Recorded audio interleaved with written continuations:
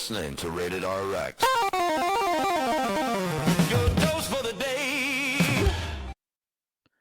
Welcome, everyone, to the Rated RX podcast. This is Sam here with Robbie and Xavier. Say hi, guys. What's up? We're here enjoying the week. We're thinking over things I wish I knew in pharmacy school. So we're throwing it back a little bit. So going to have a little fun with that. I wanted to nerd out with you guys a little bit on some things at work. So maybe a little fun, maybe a little boring for people. But, obviously I do compounding. We're trying to make a new formula on an injectable testosterone.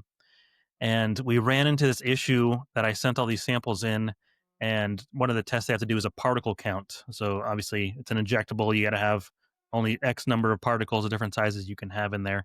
And ours was ridiculously high. And so, Jeez. Obviously failed on this initial test of this piece. And so I was talking through some people and working on it. And originally I was thinking it's did something degrade on this rubber stopper or, whatever it might have been. The lab was thinking it might have been some sort of polymerization of the oils got too hot on the filter, but it's obviously created all this problem. So I changed some things. The techs are going to try tomorrow to do another sample, but essentially we're trying to cook it at a lower point. There's something weird that I read about the benzyl alcohol that's in there, that there's a flash point where once it gets above a heated point and drops back down, that it can bind with different oils or bind to the filter, and that could be a problem on what it's doing. So I'm having them test the benzyl alcohol percentage to see if when it went over this flash point and came back down, did it come back correctly? And so the percentage is correct, or if it's super low, then maybe that's binding with the oil or testosterone. So doing some nerd shit on trying to figure out what's going on with this compound. Hey, that's why you got the board specialty in that, bro. That's all you. And aren't you the a manager of the sterile compounding department at your job? Director of sterile operations. I'm sorry, director. It's Yes. even a higher title. Right. Okay. Right. Is that what your badge says? It should. Hey, It should. I hope you didn't lie on your resume. I think it says it on my business card, so that's good. I don't think the name tag says it though. Wow, fancy boy. Well, you got a doozy of a problem to kind of figure out there. Yeah, I don't know what it could be if I'm just thinking about it. I mean, I guess I don't work there, so I don't know what's going on in the pharmacy. But I was trying to brainstorm to help you think, but nothing to mind. What can help you? Let it brew in there a little bit. I literally have no idea. I work in psych. We do not compound anything. We don't do IVs, so I am the last person who have any clue what the hell is going on for you. Okay. Well, thanks, boys. I had to try. Maybe the listeners. Maybe the listeners know. All right. So let us get into a weekly weigh-in related to pharmacy school. Things we wish we knew. We have someone kind of asking. We've kind of talked on this a little bit, but more of the academic side of things and how much we think was really needed. Was it all needed? Is it there?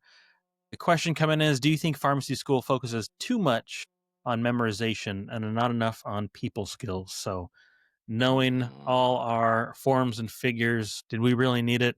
Could it have helped students to have a lot more practical knowledge, more of those ippy-appy times? What do you guys feel on that? Dude, that is an interesting perspective. I do think that as a student, you do not get enough hands-on time. I know they're trying to do that with your IPPs and then you do a whole year of it, but I do think it needs to be more similar to the MD model where it's 2 years of didactic work and then 2 years of hands-on training, because that's when you learn the most stuff, I think. I do feel like it was a lot of memorization. And even our pharmacology teachers just all you do is memorize, stop memorizing.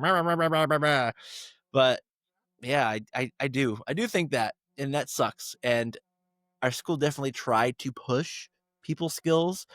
And that is something I see students struggle with a lot here where I'm at. They freeze up.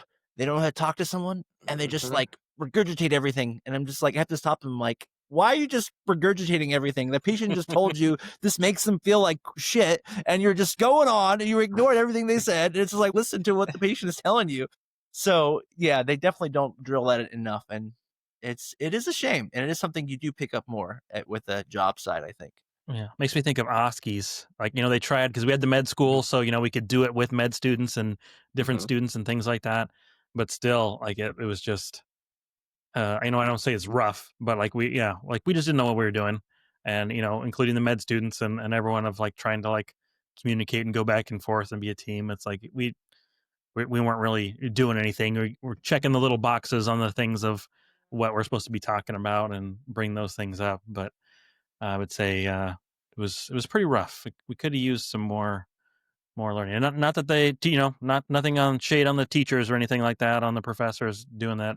It was just time that we needed. Probably be better from there. Yeah, I was definitely gonna say we did have one course on it, a communications course, where they tried to show us how to be more empathetic and how to deal with conflict. But majority of stuff you got to get hands on. So that's why they recommend working a job if you can while you're in school. That definitely helps a lot because you're actually seeing a process. You're dealing with the people, you're dealing with the problems, you're being empathetic or trying to be empathetic, and you just kind of like learning those things hands on. So I agree with you, Robbie. We definitely need to like try to get a little bit more hands-on experience while you're in pharmacy school. So working can help, but like, grades working, it's a hard thing to balance for sure.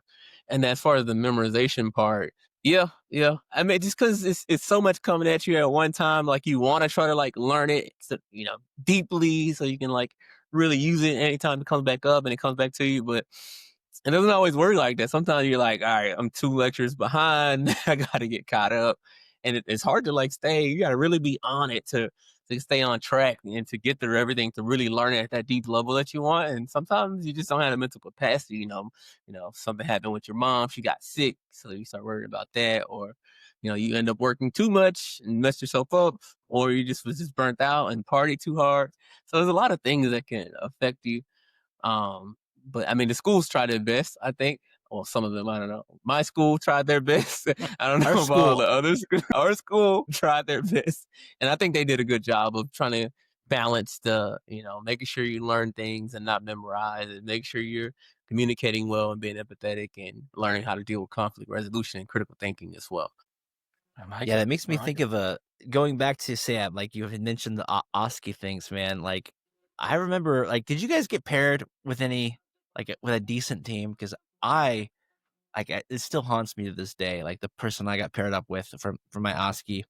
I remember the patient scenario, and this is going back to the school tried to tell us this, like tried to get us to, practice these skills, but it was like a teacher was being an actor during the scenario, and the patient, like I had filled a script for, God, what the hell was it? What's the Alzheimer's med? I'm drawing a blank here. The Donepezil, Yeah, memantine. it was donepezil. It was donepezil, and I was like, it was my job to counsel the patient on it. You always start with, "What did the doctor tell you this was used for?" And that was like the whole point of the OSCE. Like, my doctor did not tell me what this is used for. I keep calling, and the doctor doesn't answer the phone. And what do I do? And it was just so awkward because you're like, did they tell you? And you're forgetting, or did they not actually tell you? So, and so, Oh no, you're just forgetting. yeah, We need no, to double exactly. this dose. I'm gonna tell him right now. We're gonna bump this dose up. Yeah, but I think that was one of the Easter eggs within the OSCE that you kind of had to like piece together. And so I was like, yeah, let me call your doctor right now. It's like, part of the scripted simulation. And No, what's that? I was gonna say you should have been like, "Hey, you have family here to go through this with you," just in That case. would probably been that, but the question was like, what do I do? I can't get in touch with the doctor. So like, okay, well, I guess I'll try. And so the doctor was just like, well, yeah, it's for Alzheimer's, as them like responding like, yeah, it's for Alzheimer's, but they have an appointment with me in 2 weeks. So just tell them to come see me in 2 weeks. And I'm like, doesn't answer her freaking question, dude. Like, well, like, so, then me calling the patient back, like, I've confirmed with your doctor, this indication is for Alzheimer's. And she's like, what do you mean it's for Alzheimer's? The doctor didn't tell me this. And it's just like, dude, I'm not supposed to be I should not be the one telling you have Alzheimer's, So I it did was not just, diagnose you. yeah, exactly. And so it was just this really, You, really you didn't weird you didn't OSCE. gaslight him. It's like the doctors. He just told you. I listened No, to the recording of him telling you that. here it is right here. Even though like you were literally right there pretending not to listen and this fake phone call when this OSCE. And it was just, I don't know. But that's the whole point. Like, but it also does simulate, I guess, a sense of realness, because like, obviously there was a communication barrier with this med student I worked with, then with this actor, and then like me, the awkward person in the middle. And honestly, a lot of times as a pharmacist, you do find yourself awkwardly in the middle, right? So For sure. yeah. So I guess in a sense it was as real as it can be. I remember mine being weird because the med student kept like going out of character, but like as part of it, we'd be talking or get some plan. He's like, okay, yeah, let me check. Essentially, like, let me check with the attending, and then would like go out of character, and then ask, it's like, hey, can we like is this a thing or whatever, and so You're it's like supposed we to be the kept attending, right? yeah, like we kept going back and forth of like delaying everything because every time we'd like talk about one thing, he would be like, okay, yeah, I mean, that's good. Let me go check. And then, like switch over. Hey, like we're going to do this. Is this or like whatever. And then like almost like get back on the call of the thing. And it's like, you're supposed to be like, this is you and me. Like we're supposed to be doing this and going through this. And like we ran out of time. So like then the next people like came into the call, like the next time Oh slot of it. yeah. And then so like they eventually stopped us because we ran out of time on the thing. It's like, why do you keep stopping and like coming out of this thing? Like I didn't say anything, but he's just like kept almost like every single thing that we did would like stop it to like go ask, like out of character. That's crazy. I don't even remember my Oski at all. Like, I'm like, how do you, that was 6 years ago. How do you guys even remember this stuff? I barely remember what I ate today. That's a childhood trauma, I guess. Yeah, I was gonna say it's What called trauma. Alzheimer's meds have you been on? Apparently, I need them because I can't remember. I couldn't even remember the med, so maybe I need it. All right, so let's bring it back to the curriculum, the professors. Is there any of those things we were talking about we think is most missing across that? So we're talking communication. We didn't really bring it up too much, but like empathy, those patients having a hard time, like that Alzheimer's diagnosis. Because it looks like Robbie also just froze up. It's like empathy. What am I supposed to do here? The conflict of that, just shoving it off to the doctor. Like, oh, this ain't my problem. You go talk to your doctor. That wasn't. You did not listen to the story. I was trying to help the patient. This guy. So which of those do we think that would have been best for us, or what we're seeing the students that you guys? I don't really see students like you guys do, but what you're seeing that's kind of lacking in their knowledge. I don't know if knowledge is necessarily the problem. Sometimes it is if you have. I'm about to say, yeah. Sometimes it is. Sometimes it is. But I think the overarching trend I see is confidence, and like a big one being imposter syndrome. And I totally get it. You are being trained with an actual pharmacist, working with physicians and doctors, and so sometimes it's sort of like, why would you listen to me? I'm just like this meager little person trying to learn, And so there definitely is a disconnect. And I certainly felt that way too after graduating school. And I'm sure everybody did with imposter syndrome, right? So I think something that the curriculum really needs to do, and going back to my first answer is, I think there just needs to be more hands-on work, because like, how else do you get that confidence and apply that knowledge, but more hands-on work? So that's my 2 cents. And screw you, Sam. I have empathy. So what kind of class is getting that? You're just saying more ippy stuff at the beginning, longer appies, just get them out there, and that's what it's got to be. Yeah, I don't know any other way to give people experience without them actually getting experience. Maybe the curriculum is like, you are required to have a job and work so many hours on top of it too. It's like, that would really test a student to actually get experience outside of school, work with other pharmacists who are not necessarily part of the curriculum. And hey, extra cash in your pocket ain't bad either, right? So, Zay, were you putting in hours at Creighton? Oh yeah, 20 hours a week. I stayed there. So I got a lot of experience. I did all the Medrix. So I got to talk to a lot of people. I did the OmniSera technician. So I got to talk to all the different nurses and stuff, going around and triage those problems. They made the technicians answer all the phone calls before the pharmacist. So we had to triage and figure out what was going on. And if we can resolve it, we had to do that. So yeah, I think I had pretty good experiences to kind of learn from and really get comfortable just talking to people, I think. And, I think that's the biggest thing, just being more comfortable talking to the doctors, picking up the phone. Like, at first you were like, oh, the phone's ringing. What do I do? I'm scared. But as you continue to pick them up, you get better and better. You ask the right questions. You don't know, you always put it on hold. they're asking for this. Ask your pharmacist. And they're like, oh, yeah, just tell them this. And then you can kind of get back on the phone and do that. So I think that helps a lot. Just, having the experience of being in an environment to where you can just communicate. Okay, we seem to like the actual work experience and how that important that is.